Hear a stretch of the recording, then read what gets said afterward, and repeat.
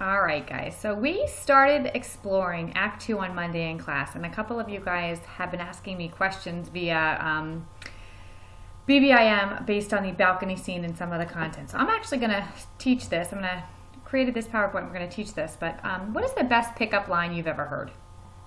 Think about that. There's some funny jokes out there that are, but. Today's agenda is how does an author use language to create mood is our essential question. So Shakespeare intentionally uses certain words and phrases to create a mood in the play. And what is the secret to reaching someone with words? Romeo effectively reaches Juliet and vice versa with his words written by Shakespeare. What is the secret to that? So we're going to analyze, interpret, and evaluate how the author uses techniques and elements of fiction to communicate an idea or concept. Okay? The balcony scene from Romeo and Juliet. We started this the other day in class. We read bits and pieces of it, and here I want you guys to see it.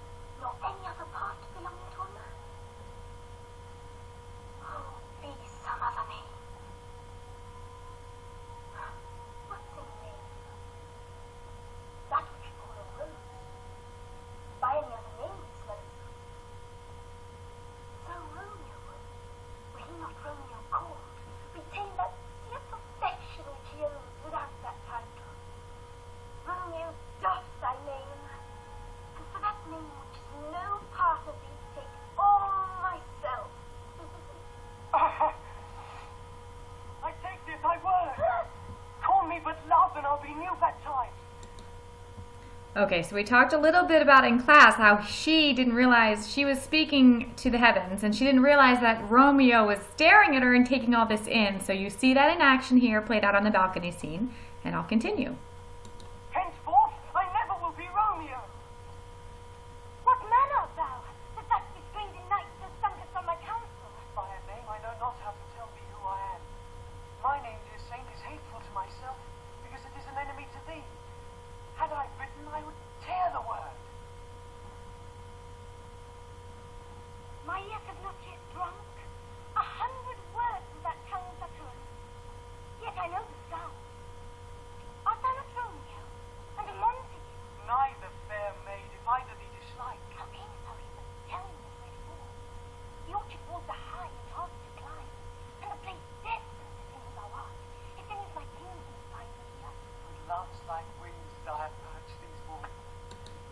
So she says, if any of my family finds you here, you're dead meat. And he says, oh gosh, with love I climbed these walls. For stony limits cannot hold love out, and what love can, that dares not attempt. Therefore thy kinsmen are no stop to me. You made us think they were murdered. I have night's cloak to hide me from their eyes. But not me. Let them find me here. My life were better ended by their hanging dead provoked wanting of thy love. Okay, at this point, after seeing it enacted on stage or as a show, I want you guys to think about the language. Now, this is written in as Shakespeare wrote it. However, you guys are reading the modern translation, but the ideas are still the same. So I just want to point out some literary devices the author uses, Shakespeare, and some of the language so that we can analyze it to increase our knowledge of analyzing text. Romeo says, it is the east and Juliet is the sun. He is comparing Juliet to the sun, which is an example of a metaphor, calling her the sun. We've spoken about light and dark imagery that is often used throughout the play. He says, two of the fairest stars in all the heaven, having some business, do entreat her eyes to twinkle in their spheres till they return. What if her eyes were there, they in her head? So therefore he's calling the stars her eyes. The brightness of her cheek would shame those stars, as daylight doth a lamp, her eye in heaven. So again, it's comparing her to the stars, which are bright. Then he says, "O speak, bright angel." He's calling her an angel, which is a metaphor. "You are as glorious to this night being over my head as a winged messenger of heaven." So he's comparing her to a winged messenger of heaven or an angel. So there are lots of similes and metaphors alone in this scene. In addition, he's comparing her to a rose. Juliet says, "What's in a name? That which we call a rose by any other word would smell as sweet." So Romeo would, were he not Romeo called, retain that dear perfection which he owes without that title. So she's basically saying, a rose is a rose whether it's called that. It could be called any other word, but it would still smell as wonderful and still be as beautiful. So just because Romeo's name is Romeo, it's creating all these issues for them, but he still is wonderful even though he is a Montague. And Juliet says, "My ears have not yet drunk 100 words." Well, you can't really drink words. So she's personifying the idea that you can drink words, but she's taking in all of his lovely words that he's telling her. He's quite the player, remember? There's personification, which is when you give human characteristics, just as we explained, to things that aren't living. And Romeo says, "With love's light wings did I overperch these walls," meaning he got over the walls with love's wings. Well, we know love doesn't have wings, so that's an example of personification. He also says, "I have night's cloak to hide me," saying he can't be found by her kinsman because he's wearing night's cloak. Well, night literally is not a cloak. That's another example of personification. Then he says, "Love prompted me to inquire.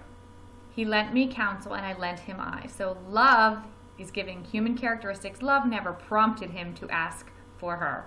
He did it on his own. So examples of personification. So quick review. We have metaphors and similes. We have personification. We have more personification. And now we're going to talk about Juliet is blushing. Why is she blushing? Well, Romeo's wooing her with her sweet words. Okay? And then he says, she says, "I'll swear not by the moon, the inconstant moon," because the moon constantly changes. "That monthly changes in her circle orb, lest thy love prove likewise variable," meaning I can't swear on the moon. The moon's constantly changing. I'm going to swear that I love you on something that never changes. And then she says her circle orb, meaning the moon is a girl, and that is not true, so that is also personification. Okay. Juliet says her love is as boundless as the sea. It's as deep, the more I give to thee, the more I have, for both are infinite. So the sea goes on and on and on. My love goes on and on for you. This is getting very mushy in this balcony scene, guys. Okay. Juliet, remember we said this in class on Monday. Juliet says 3 words, dear Romeo, and good night indeed. If your love is honorable, tell me you're going to marry me. And then he asks her, okay, will you marry me? And then goes and finds Friar Lawrence. All right, guys. So I just thought I'd clarify some of the questions that I was being given based on language. You're gonna have a little quiz after this, so make sure that if you need to review personification, similes, and metaphors, you look over that. And questions or comments, again, ask. I love when you guys contact me and ask questions. Have a good day.